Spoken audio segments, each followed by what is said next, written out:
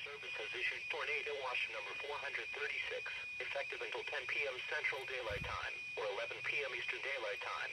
This watch includes the following county: Porter, Indiana, and the following: Lake Michigan from Michigan City, Indiana to St. Joseph, Michigan, 5 nautical miles offshore to Mid-Lake, Calumet Harbor, Illinois to Gary, Indiana, Gary to Burns Harbor, Indiana, Burns Harbor to Michigan City, Indiana, and Lake Michigan from Wilmette Harbor, Illinois to Michigan City, Indiana, 5 nautical miles offshore to Mid-Lake.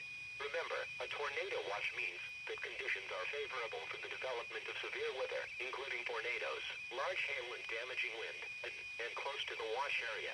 While severe weather may not be imminent, persons should remain alert for rapidly changing weather conditions, and listen for later statements and possible warnings. Stay tuned to NOAA weather radio, commercial radio and television outlets, or internet sources for the latest severe weather information.